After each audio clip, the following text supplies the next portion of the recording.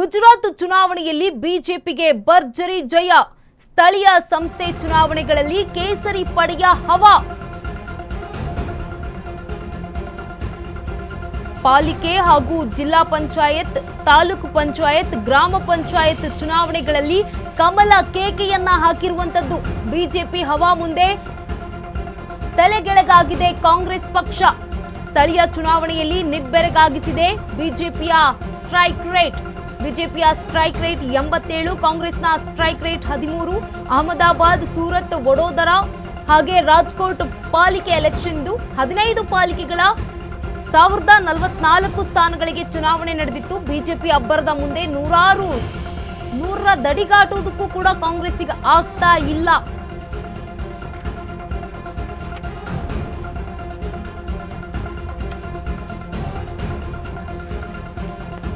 ಗುಜರಾತ್ ಚುನಾವಣೆಯಲ್ಲಿ ಬಿಜೆಪಿಗೆ ಭರ್ಜರಿ ಜಯ ಸಿಕ್ಕಿರುವಂತದ್ದು.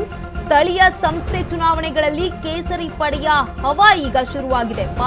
ಪಾಲಿಕೆ, ಜಿಲ್ಲಾ ಪಂಚಾಯತ್, ತಾಲೂಕ್ ಪಂಚಾಯತ್, ಗ್ರಾಮ ಪಂಚಾಯಿತಿ ಚುನಾವಣೆಗಳಲ್ಲಿ ಕಮಲ ಕೇಕೆಯನ್ನ ಹಾಕ್ತಾ ಇರುವಂತದ್ದು.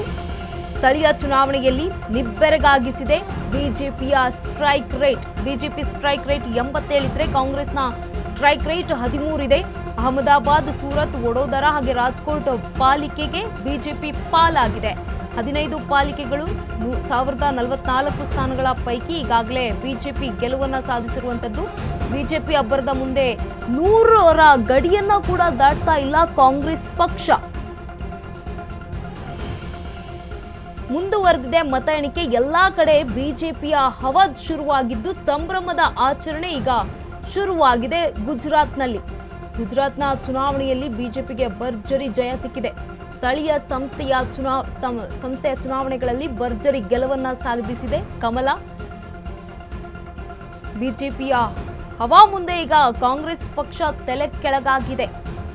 ಕಾಂಗ್ರೆಸ್ ಸ್ಥಳೀಯ ಚುನಾವಣೆಯಲ್ಲಿ ನಿಬ್ಬೆರಗಾಗಿಸಿದೆ ಬಿಜೆಪಿಯ ಸ್ಟ್ರೈಕ್ ರೇಟ್.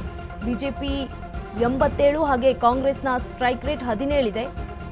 ರಾಜ್ಕೋಟ್ ಪಾಲಿಕೆ ಬಿಜೆಪಿಯ ಪಾಲಾಗಿದ್ದು 15 ಪಾಲಿಕೆಗಳ 1044 ಚುನಾವಣೆ ನಡೆದಿರುವಂತದ್ದು. ಬಿಜೆಪಿ ಅಬ್ಬರದ ಮುಂದೆ ಈಗ